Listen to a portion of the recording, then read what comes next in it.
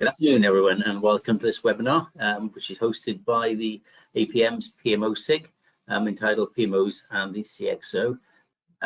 Please make sure you keep your comms preferences updated via the apm.org.uk/login. And if you wish to hear from the PMO SIG, make sure you have a positive email communication preference. What you do then on the APM SIG microsite page, click follow this SIG. Afterwards, in the regular APM newsletters, these will show you the SIG content where there's an update, like promoting the latest broadcast events and calls for engagement. Okay, so introduce myself then. So I'm Paul Evans. I sit on the APM's PMO SIG, and I work for a company called MIGSO PQ, who are a project management consultancy firm.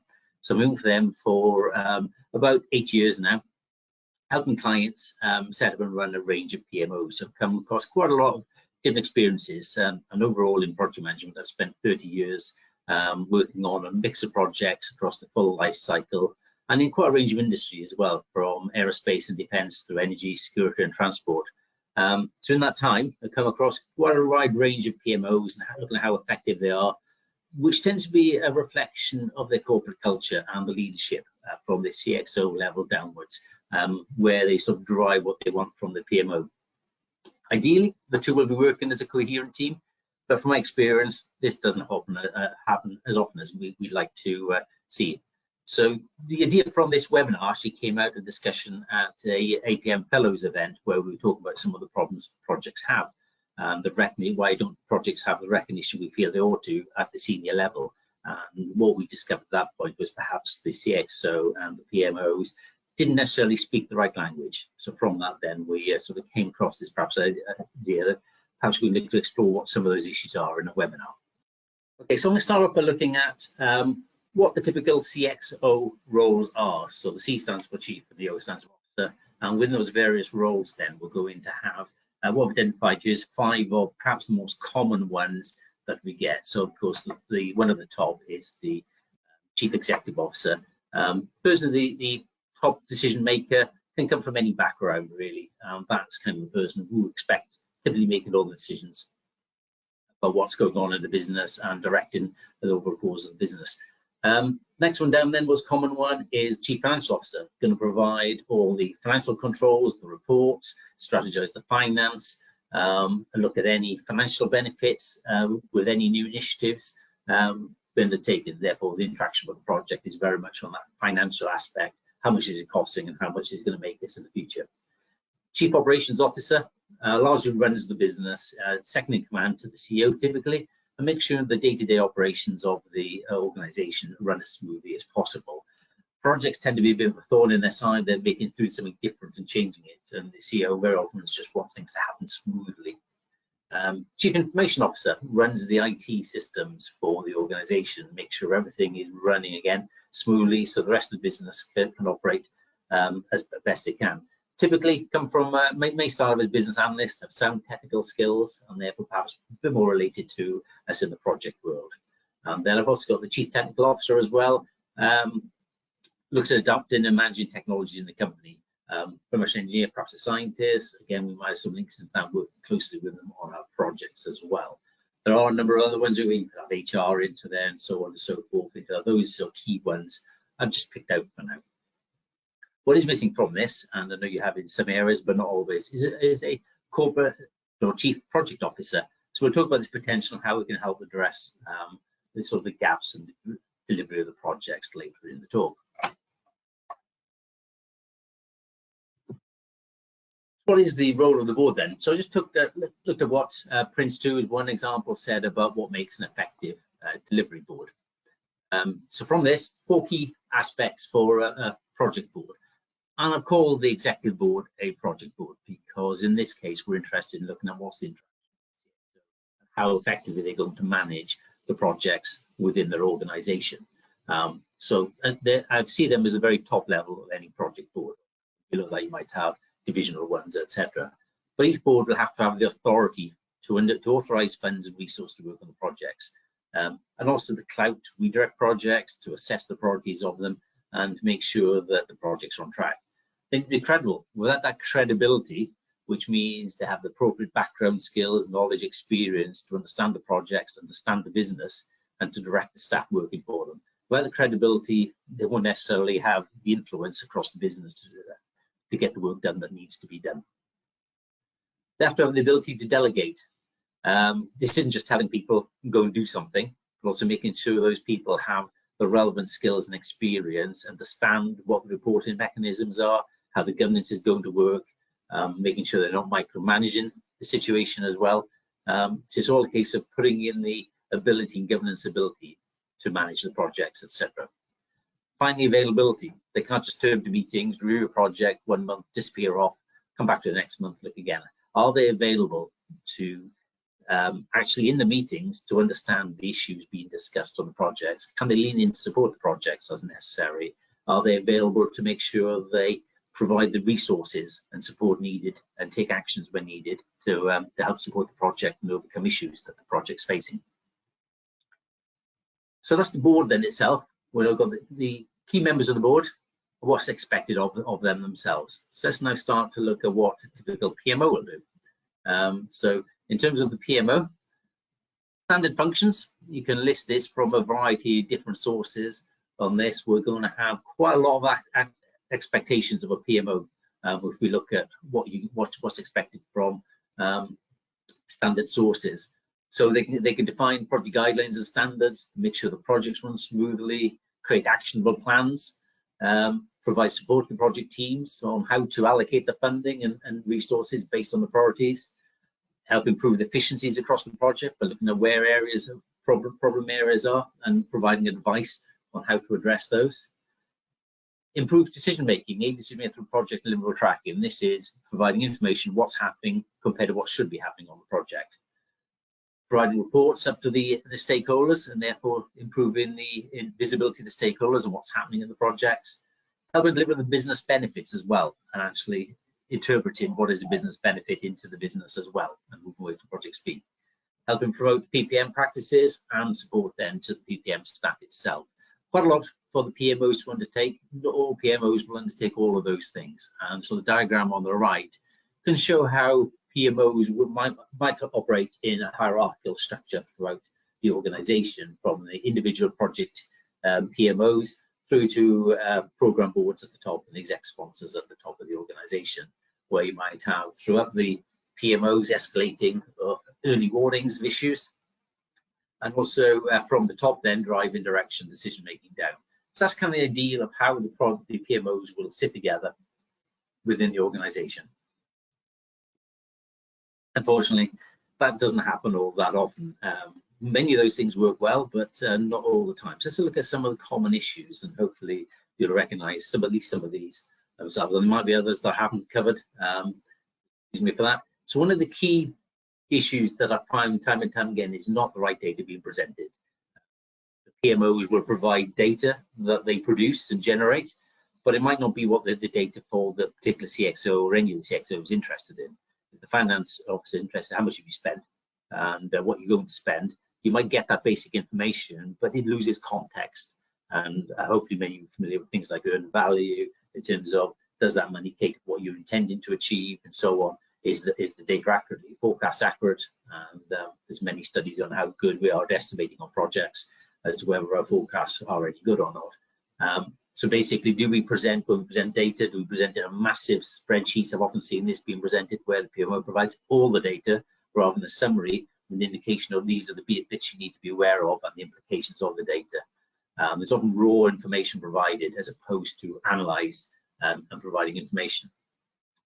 They often don't provide that data against the corporate objectives as well. It's that so what? Okay, this is telling me so this, but also on that one particular project, how does it relate to the rest of the business?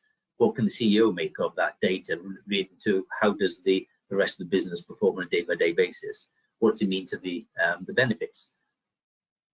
And particularly, they may not understand project speed. So the projects might talk about P50 dates, EVM information like CPI, SPI. They might have seen those terms, but not necessarily understand what is meant by them, what's behind that data, and how to use them.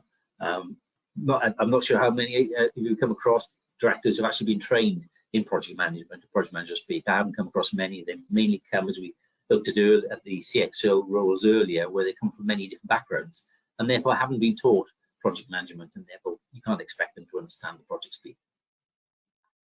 They don't necessarily understand the impact of decisions as well, because we're not relating them back into the corporate objectives, and we're not giving them alternative options. If we do X, this Y will happen. If we do A, B will happen. We're not giving them those different options to make decisions on, and we're not giving them the understanding of the impacts of that data. We tend to give them the data and let them make the decisions and try to understand it themselves. And sometimes we don't understand what decisions they needed to make as well. So the PMO might not understand the decisions that the CxO is trying to make. What are their priorities? What's driving them? And therefore feeding them data will help them make those right decisions. So they provide them the same old data in the same old format, but it might be of no good to them whatsoever. Potentially the CxOs aren't data driven or literate. I mentioned earlier about whether they understand terms like CPI, SPI, P50 or not. If they don't understand the data and what it means to them, and because they haven't been trained in it, how can they really understand what it all means, how to best use that data? There might be personal agendas. The COO wants to make sure that the business is running smoothly, and therefore doesn't want projects interrupting that, causing disruption, taking resources away from running the business to run the projects. Are they all going to be supportive of what you're trying to do? Are you going to disrupt the IT system by introducing new updates, etc., and therefore cause disruption across the business that the CIO might be disruptive of? Are there conflicting interests between these different parties? So you might have somebody coming in wants to introduce the new IT system driven by the CIO, but the CEO doesn't want that to happen because, again, that disruption to business, disruption to manufacturing and production, they might want that. How do we provide data, and how does the PMO provide data to help support the balance and the benefits between the new project coming in and the disruption caused? Often find as well as lack of prioritization and leadership across the projects. Something we talk about in portfolio management a lot is clear priorities set across the business to meet the business objectives. Too often all projects are told to go off and deliver on time, but competing for the same resources. That's a real issue. But that prioritization and leadership to say what projects should be prioritized, it can be very hard for the PMOs and the project teams to provide good advice and say, look, this project is struggling because it doesn't have these resources. This is the impact and the delays associated with it. So what typically happens then is from all of this data, we have a series of issues coming out and behaviours deriving from those issues. First of all, financial status doesn't predict performance. What we tend to end up providing is finance software may only want to know what the current spend is and what the forecast outturn is. But it's not really predicting performance because we give hard numbers about understanding what benefits are we getting for that money, for that forecast and outturn. So we're missing a key part of the data. If projects are struggling to perform, perhaps we're competing for resources, but we don't like to declare we're falling behind. So we'll hide details from the say. So we'll only present on what's going well. Without a strong PMO and presenting in the right way, there can be a variety in reporting. It's difficult for the CxO, therefore, to compare one project against another and really understands how they're supporting the organization's objectives. I think the lack of clarity as well in amongst that data as well is, what is this project telling me? You know, is it giving me the right information at the right time that's going to help the business needs? And so there's so many projects as well focus on the positives can no longer be hidden as well. Everything is green until it all goes red and the project crashes and big investigation happens. So what we want is the trust in place to do that. Typically reported project data, not business data. PMOs don't necessarily understand business data, so they're given what they do understand, which is project data, which doesn't necessarily help. I talked about lack of clear prioritization and lack of alignment to business objectives kind of covered. All this builds into this distrust between the two parties. The board doesn't necessarily trust what the projects are doing. The projects don't feel like they're getting good, clear leadership from the CxO as well. So there's a lack of trust between them and animosity is derived. So what do we do about, how do we go about starting to fix this? We've got this problem. So the fixing it is a two-part solution really, and hopefully you've come across this before. So the first one is to introduce a person who understands projects on the board, what we call chief project officer or program officer, and like that. So somebody who speaks and understands projects, can act as that interpreter for the board and help them understand why projects exist, help them prioritize and recognize the benefits derived from projects. But of course, they can't do that alone. They're going to need support from a PMO. So though we typically talk about PMOs at the project level and supporting and managing the data within the project, what we need is something at the executive level as well, doing that across the whole of the business. So we'll look at these two in a bit more detail. So first of all, then look at the CPO. So of course, key advantages of the CPO, they can have a voice at the board. They can represent project management at the top level. And we say project management also cover program and portfolio. They have the right terminology to use. They can translate from what the projects, programs, and speakers tell them into information that the board can use into terms relevant to the organization objectives, into a terminology that the CFO, the CEO can understand, and help them understand what the projects are delivering that will support their own particular criteria. Also, make sure there's clear leadership for project management practices to make sure we're driving in standards into project management and improving how we deliver projects within the organization. Importantly, it can influence across the organization. We're trying to get resources from all the different departments, all the different functions. It can influence those to ensure that the priority is being driven across the business to provide support into these often transformational projects. The question is, are they valued by other board members or shareholders? This is always going to be the challenge for a CPO, is that making sure that they're not just on the board, but they have actually recognized their importance going forward, and the shareholders recognize the importance of the projects and what they can deliver as well. And this is probably one of the toughest areas where the CPO has to translate what the projects are doing into the benefits to both the rest of the board members and the shareholders, and to get highlighted, this is how the projects are improving their lot, as it were, and delivering the benefits and future objectives. Okay, move on to talk about PMOs then.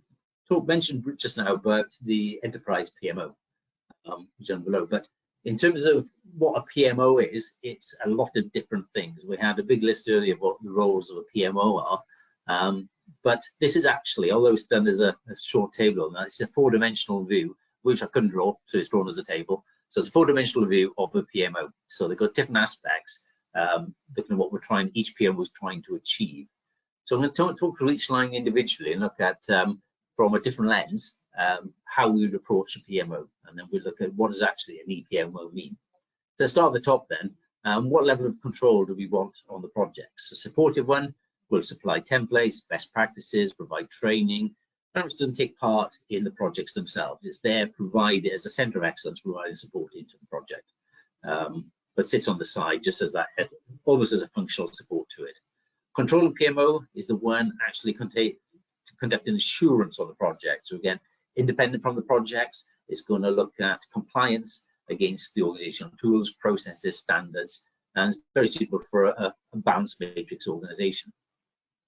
A directive PMO then takes ownership of those projects and looks at how do we actually deliver the projects, making sure it's all undertaken as per specified by the organization, all the standards are set, and monitoring progress against those standards. It's going to incorporate the support and the control PMOs in there. So very good in terms of a strong matrix organization. Then we look at what's the degree of participation in the project phase. So this is where in the project does the project life cycle do these PMOs fit into it. So you might have a strategic PMO which just looks at the start of the project, start phase, while we're doing the right projects, making sure the project startup happening okay. We're looking at the bidding for the projects and making sure that we've got the right projects being undertaken at the right time, and hopefully prioritized in alignment with the organization's strategies. Very suitable for a projectized organization where you've got lots of projects coming through and you're trying to balance between them. Then you've got governance PMO, which is basically going to equip the organization with standard practices for measuring project performance and establishing the best practice for optimal project performance. And suitable for organizations which tend to improve project performance through standardization, improvement in documentation, processes, procedures, methodologies. So strategic PMO looking at, are we doing the right projects? Governance PMO is then it's all about let's improve project delivery as we go forward. Then performance PMO heavily participates in the tactical execution of projects, to ensure the success of delivery and continuously build up processes and tools to increase project success rate. So what it's on to do is on the build up now. We're into performance. We're looking at assessing our performance and looking at improving it as we go forward. But knowledge management PMO then kind of sits on the side, provides centralized project tracking and reporting to execs. So this might just be, we're just looking at the data, gathering up, hoovering up the data from the projects to report it, and do some lessons learned, provide some training, coaching, and acts as a knowledge repository such as lessons learned for the project managers. Typically you don't use this where PPM maturity is low and needs to establish. So you've got this group that can mentor and coach on the side, but not necessarily delivering the projects. So we look at where a PMO might operate within the business or the level within the business. Enterprise PMOs, where we're going to spend a lot of time talking about in the next couple of slides. And this acts on the corporate side of the business and reports directly into the C-suite, which is why we're going to spend the time focusing on it. Other ones you might see below that then are going to be the divisional PMO, which is reporting to the divisional manager, or reports directly into the enterprise PMO and responsible for tactical master planning, project portfolio management.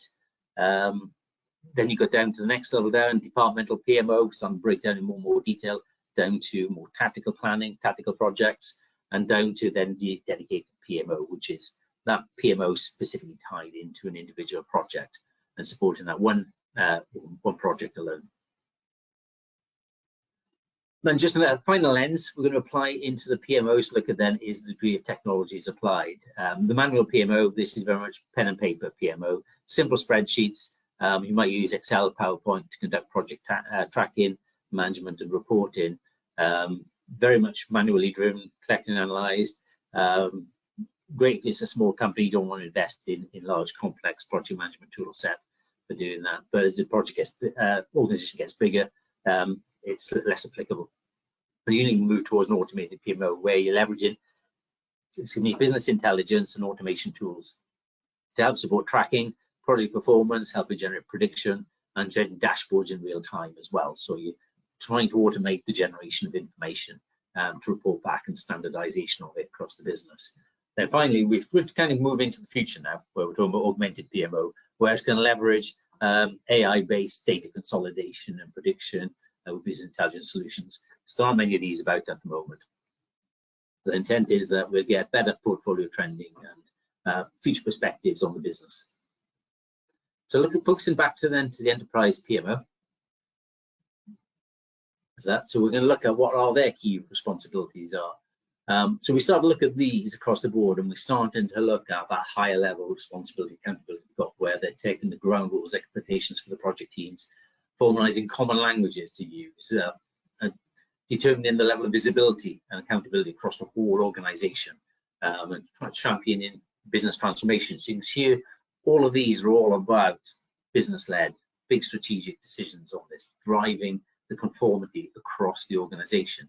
So if we look at how does that fit into an EPM compared to a PMO, where you've got the PMO is very much looking across the business, looking at governance, looking at setting standards across the business. So although the PMO seems to have similar things in there, like corrective action plans, improving efficiencies, aiding decision making, increasing visibility, they are so much more focused on the project tasks. The EPMO really has to step up into that CxO area.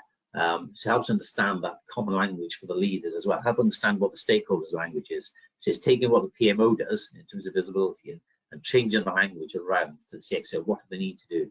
If they're going to champion business transformation, they need to understand the benefits management. They'll explain the benefits and translate them. Work with the CFO to understand what's driving them in terms of cash flow and future demand for the finances, to make sure they're tied to that.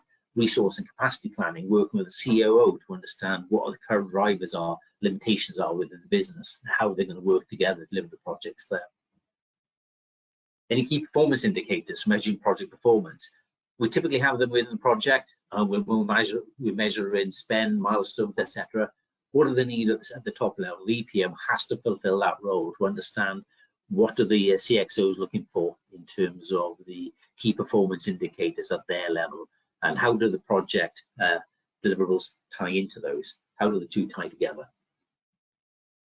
And importantly, it's got to reach across the business, create buy-in. It's got to do that stakeholder management across the whole organization. So working with each of the CxOs, helping them understand their roles and responsibilities. This is not just with the CPO, but it's working with the rest of them as well. The CPO might be the head of the PMO, but they've got to work with the whole of the CxO to understand the needs and drivers of each. And when they have a project, what's its implications and impact on the rest of the business as well, and how it ties into each of the directors' functional areas, so they can make sure they're competent in advising on what's going on in those areas.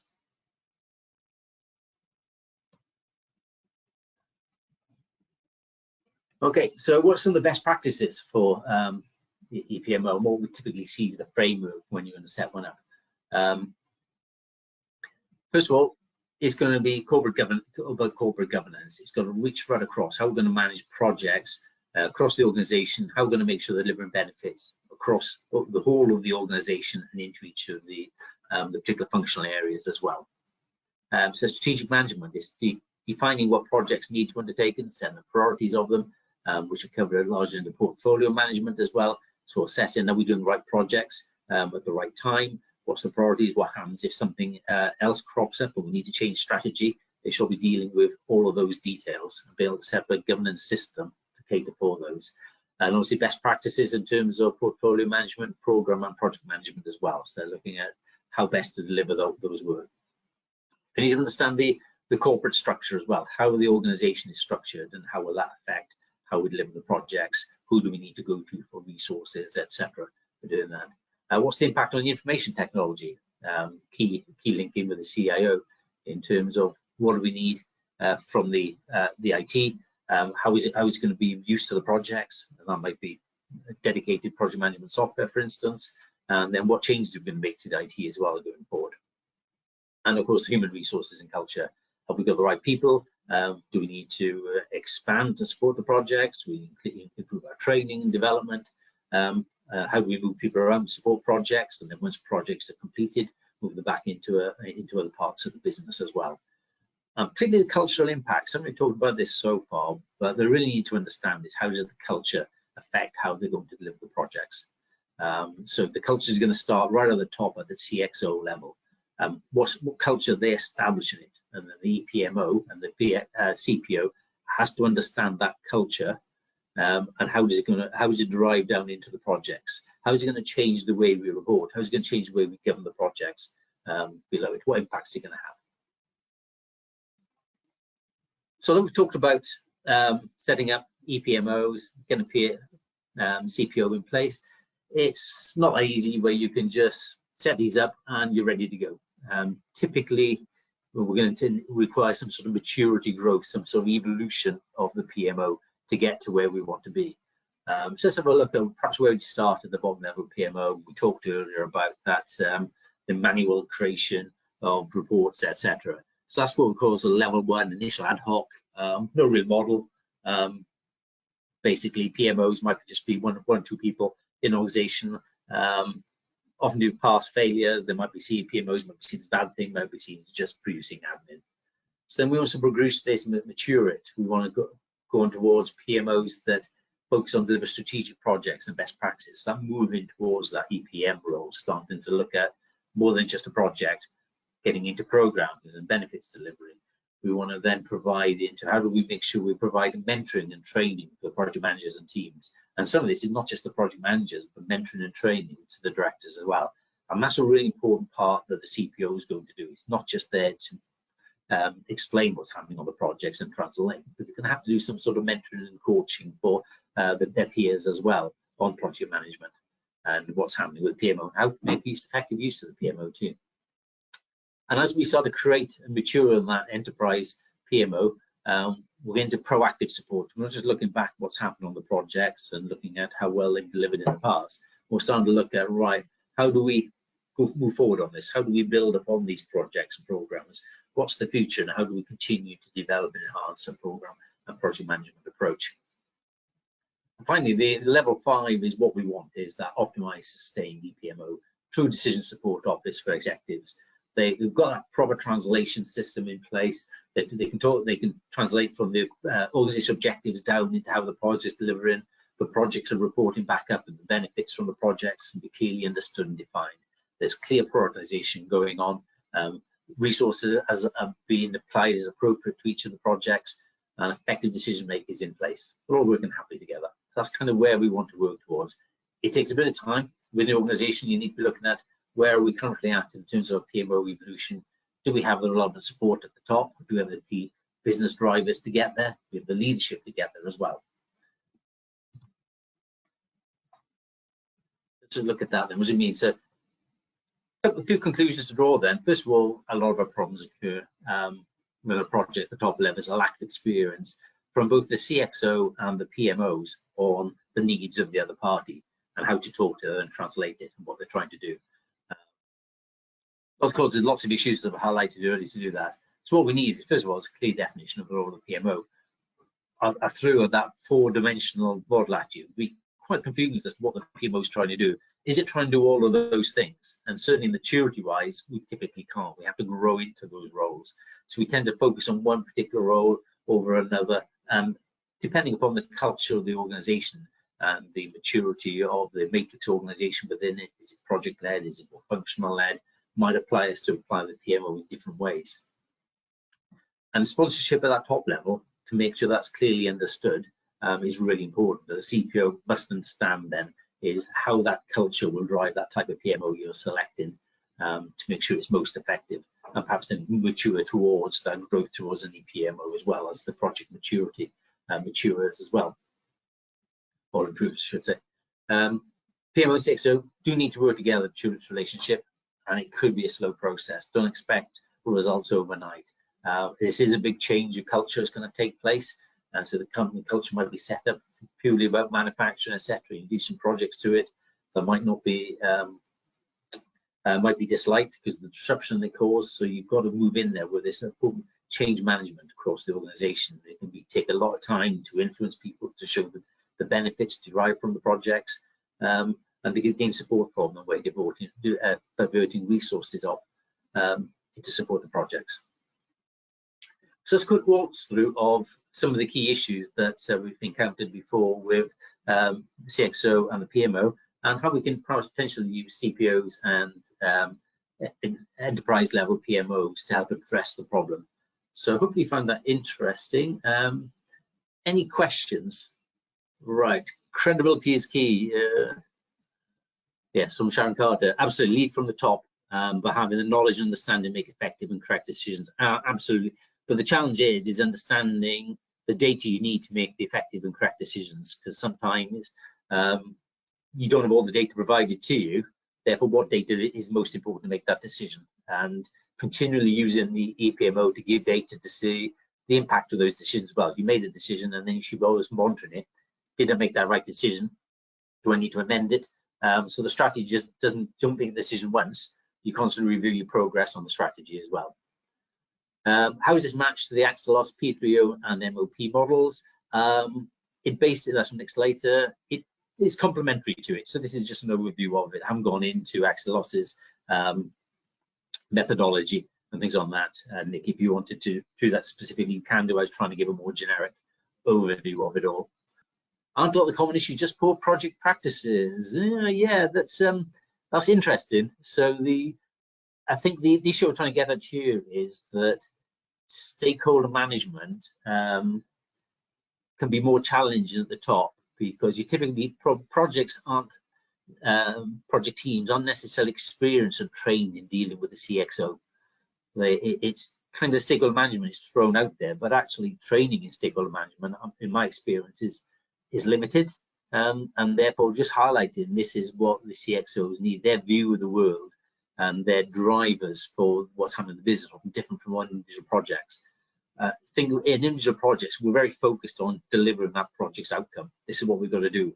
I've got to complete my project, deliver these milestones, the job done. But it might not be what's best for the business, particularly as the environment changes, circumstances change, the business objectives might alter, and therefore the project has to understand beyond their immediate stakeholders what's the impact across the business as well. And this is one of the challenging ones, that how do we translate not just into the project objectives, but a wider business perspective. And I know anybody who does the program management, portfolio management, perhaps that's what all this is about.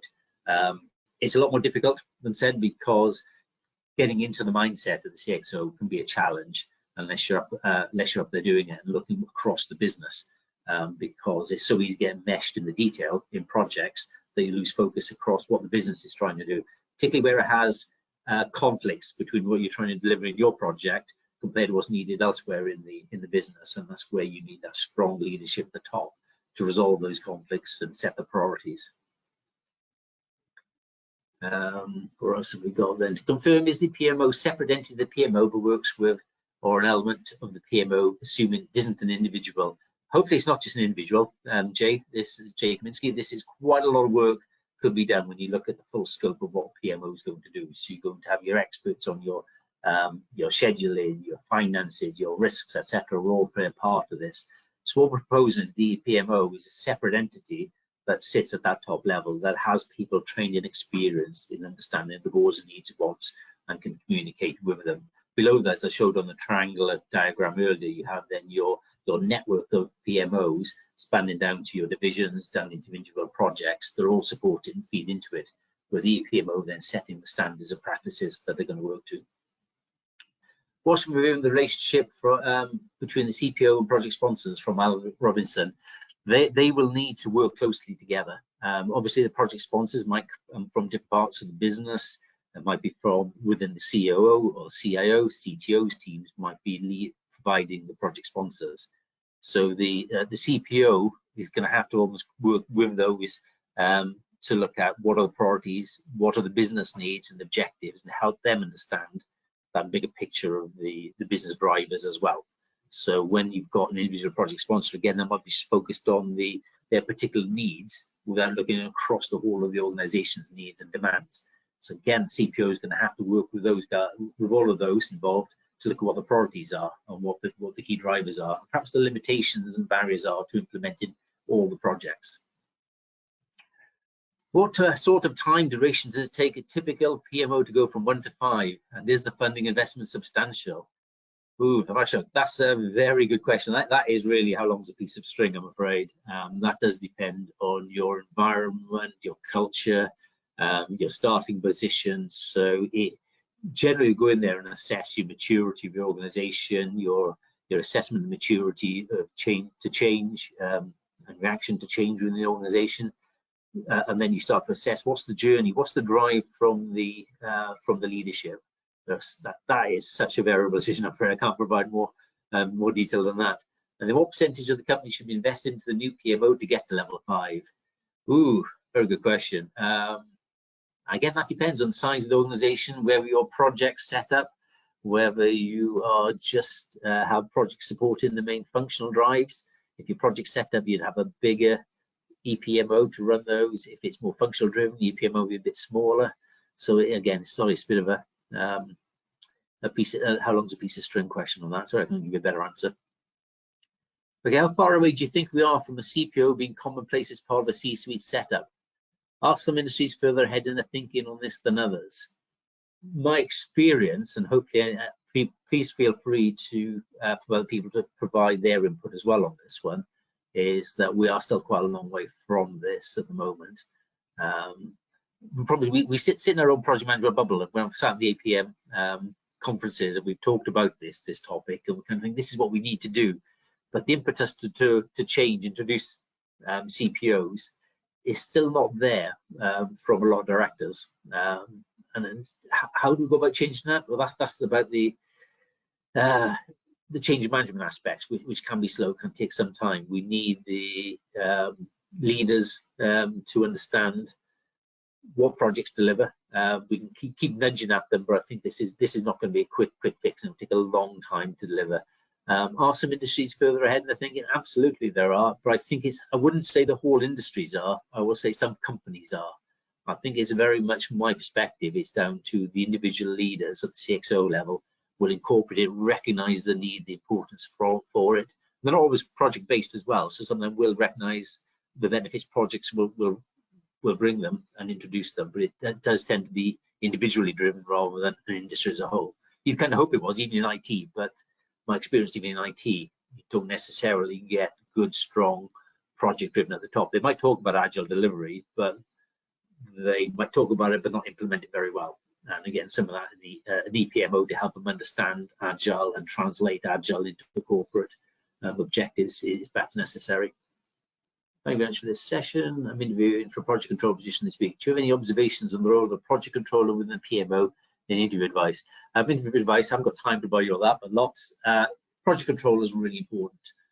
So project controllers, one of the most important things I can advise a project controller is you're not just there to capture the data, you're there to help the project team understand what the data means. It's that data analysis aspect, and to provide the what if scenarios as well. So it's taking the data, comparing it to the baseline, then providing advice that if you do A, B will happen, but if you do C, D will happen, and giving the project team and above them the stakeholders and up to the board the options to make decisions on. We'll preferably always a recommended option as well. What's an effective structure for PMO in a medium-sized organization, and what would the team look like? Ooh, again, that's typically I'll be looking for the core set of, you're going to be a planners, depending on the software you're running, whether it's something complex like P6, you're going to have your planners, your schedulers. If it's a high risk area, you might have dedicated risk manager, you might incorporate that somewhere else. Change manager, you're going to have some of them will incorporate quality and data management within there as well, but sometimes those are functional roles covered elsewhere. But those are some very common roles that you typically see in a team. And as you apply them across the organization, because when you say a PMO in a medium-sized organization, at lower level projects, you might have just one person providing the project management, so providing those on small projects and doing all of those roles. But as the projects get bigger and more complex, you'll need a bigger team to help run them and coordinate them and govern it. So it all depends on the size and complexity of projects you're running, not just the size of the organization as well, and obviously the level of risk as well, whether you have a dedicated risk manager or not. Where do I start if I'm interested? There are various courses on PMOs, P3Os, project planning and controls courses, all sorts, James, that you can get started. Have a look around the APM website for information on it. So read around the background of it, and there are various course suppliers on it. CxO P Cubed has some good articles on for PMOs as well, how to start them up, how to set them up. So go on our website and follow links through to some very good PMO articles and some case studies we've done on how to start setting up a PMO. And I'll feed that back into Guy's question about what might be an effective structure for a PMO. And one of the ways you always start is looking at your maturity of your PMO and practices as well, help you understand the culture that you work within. Where do you think AI will be most beneficial within the augmented PMO to support relationship between PMO and CxO? I actually did start writing a webinar on AI for project management. There's been a lot of talk about AI in projects and the benefits it'll bring. There's a lot of work to be done with AI at the moment. And one of the key things and my concerns about the moment is AIs require good data to be effective. So they're going to look at past project performance and say, is that a good project or not? And therefore, if it was a good project based on those inputs, then future project, they will compare future projects against that past project information to say whether they're going to deliver or not. It's how we teach them and train them. Is our data good enough at the moment from a lot of PMOs? And the answer is no. Our data capture and our analysis of that data to say whether this is good or not, I would say is generally quite poor. When you look at a lot of the project analysis reports and how well we deliver projects, how successful are they, how many projects delivered on time. But then you look at, right, how good is our data to get to those? And then you look at how many projects stumble to a cliff edge and then fall off it and then have to have a major reset. We're thinking, what are you teaching an AI if you come across these big cliffs and you get these big issues? What does the AI learn from that? Is it learning the right lessons? And I think that's my concern, is we've got a lot of work to do to make sure to get ready for AI, is getting our data set up in the right format so that an AI can understand it. It's going to be consistent in how we report. We've got to be honest in our reporting as well as what that data actually means and what the end results were and what they delivered. And the key thing is feeding back our lessons learned from it as well. So are we capturing our lessons learned from it? Because that's what AI is going to need, is those lessons learned. So what does this information mean?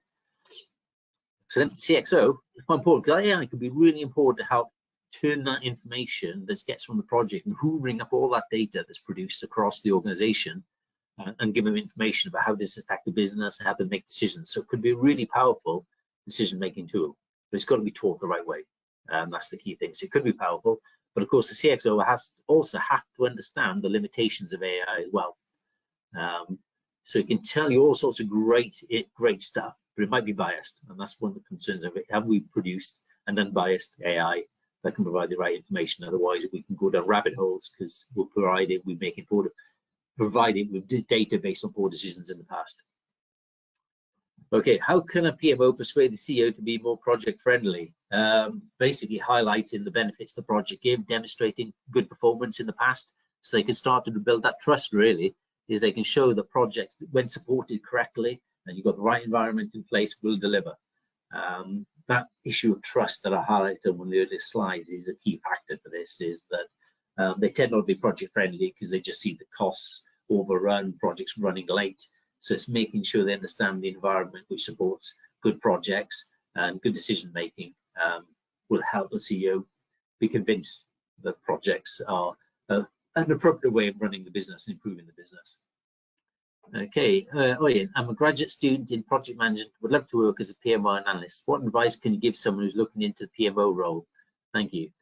Basically, yeah, it's perhaps to undertake some of the training on that, some of the early courses to understand what PMO involves, and just look for work really for where project controller roles are always a good starting point to go into at the start of a business, or assistant project manager roles to start off with, where you can then learn the business, understand it from the ground up, understand some of the issues at the lower level, and gradually learn and develop from that. So look for organizations that work in probably an industry you're interested in as well, so that'll be helpful for you. Pick the top subject area, whatever it might be, and find an employer in that area that offers projects and try and get the job within that area. So that way you've got the interest in the projects beyond the project, just doing the project management aspects of it. I did my program in project management. How can I become a PMO? What's the training needed?